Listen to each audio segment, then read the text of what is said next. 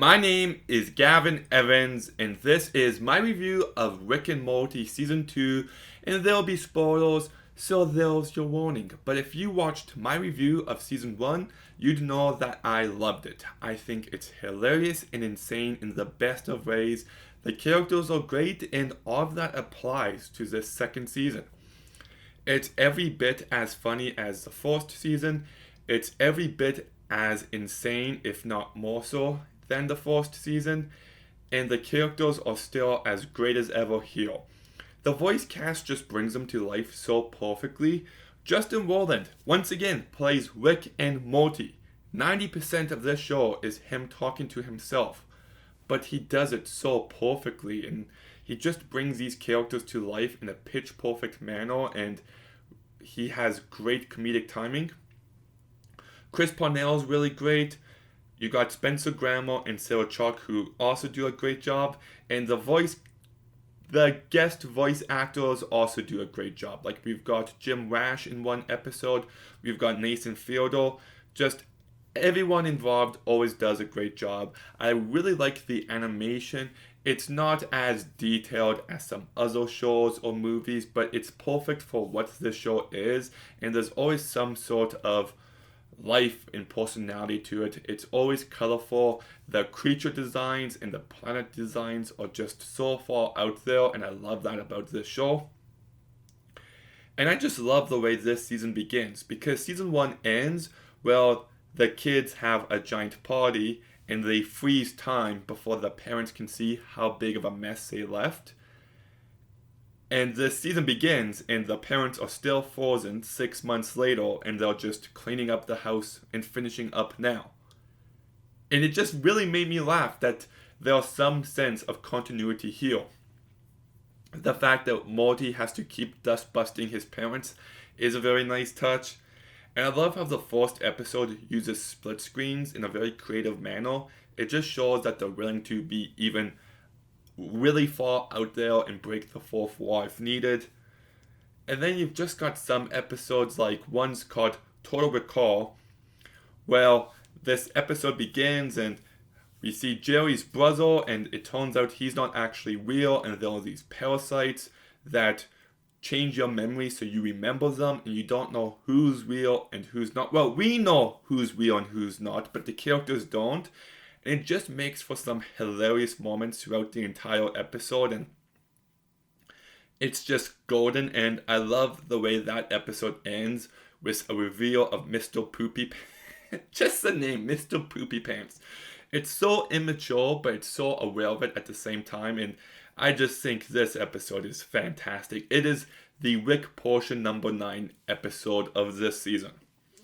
We've also got one episode called The Ricks Must Be Crazy, and I also just love this episode and just how far out there it is, but the ideas present here are really deep and really heavy. How like it touches on subjects like slavery and just modern day society and the idea of creating universes and gods and all that. It just does so in such a hilarious, effective manner.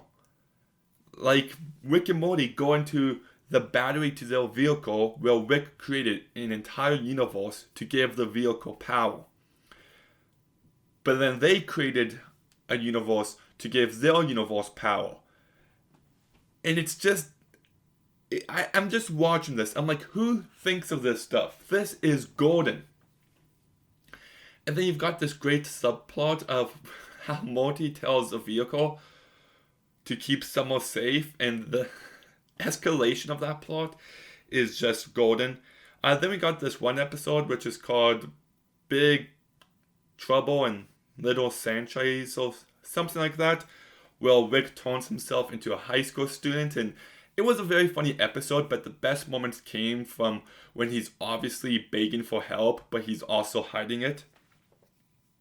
You've got this one episode where Rick and Morty drop Jerry off at this daycare where there's nothing but Jerry's there, and that's fantastic. Then we get this one episode where everyone's mind controlled by one person, and I don't agree with the stance. It seems to take on the topic of individualism versus collectivism.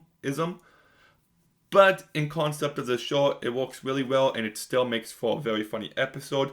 We've got the interdimensional TV coming back for this season, and there's one line where there's someone performing surgery, and someone's just like, "Give me nano doctor," and then there's a nano doctor, "Give me nano scalpel," gives him a nano scalpel. That joke cracked me up, and this one I actually thought worked better than the episode in season 1.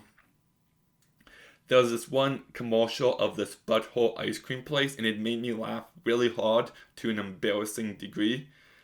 And then we got this one episode where everyone's taking part in the purge, and the character decisions Morty makes in that episode made me laugh very hard. And I love how it tackles big ideas like repression and built up anger and all these wild concepts, but in just comedic form.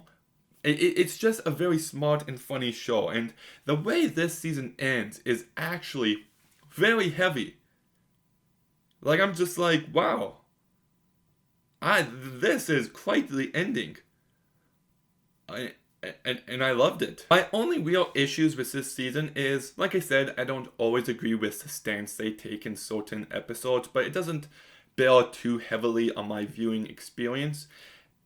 And there was a couple episodes that I didn't really care for. Get Thrifty, the plot with Summer and the family is great, but the whole dancing competition thing didn't really work for me. And actually, I think that's it. It's a very strong season of television. It's hilarious, it's insane, and it still manages to have like complex ideas on display, and it's just very entertaining. So I'm going to go ahead and give Rick and Morty Season 2 an 8 out of 10. Okay, have you seen Rick and Morty Season 2? What did you think about it? Let me know in the comments down below. Make sure you like, comment, subscribe. Stay tuned for some more videos soon. And Gavin, out.